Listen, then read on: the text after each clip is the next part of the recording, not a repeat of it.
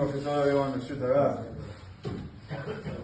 Emor, the fourth Aliyah, speaks about the Chagim, the holidays.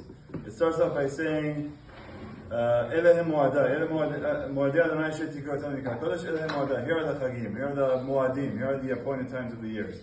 So 6 days you can do work can be done. And the seventh day is a day of rest. It's a complete rest. Sounds like we're talking about 6 days of the week, Shabbat being the seventh day of the week. And it says that right after it says, here are the Moadim. You wouldn't necessarily think Shabbat is a Moed. We don't really call it Shabbat Moed. What do you think about when you think about Moed?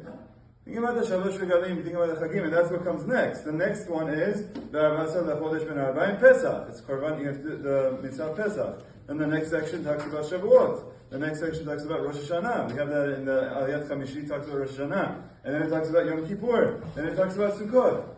This is what you would expect when it says Elehem Moadai. The Moadim should be the holidays, the Chagim. So in fact, this is what the Vilna Gaon says, that's what it's talking about. It's very interesting.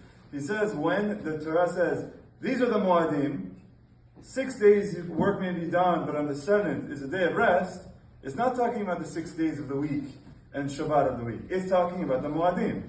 How does it work? He says, because there are 7 Moadim. What are the 7? Pesach, the first day of Pesach, the seventh day of Pesach. Shavuot, Rosh Hashanah, the first day of Sukkot, Shemini Atzeret, and Yom Kippur. Those are the 7.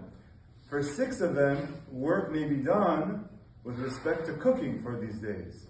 You're allowed to do melacha on 6 of these for work that's related to ochel nefesh. It's a halacha that on Yom Tov you're allowed to cook. On which 6? On the first 6 I just mentioned. 2 from Pesach, 1 from Shavuot, 2 from Sukkot, and 1 from Rosh Hashanah.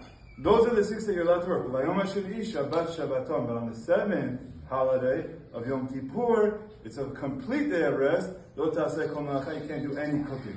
We don't cook on Yom Kippur. Well, obviously we don't eat on that day. So this is where the Vilna Gaon says very nicely that yes, it sounds like it's the 6 days of the week and the 7th day is the day of rest. But it's also talking about the Chagim. Now there are 7 holidays. Elehem Moadai, about to list 7 holidays. For 6 of them there is some permitted type of work, and that's anything that's related to cooking, and we're allowed to cook.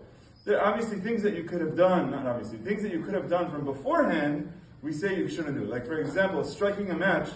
As a fire that you struck the match yesterday and the fire that you have today, is it any different quality fire? It's the same thing.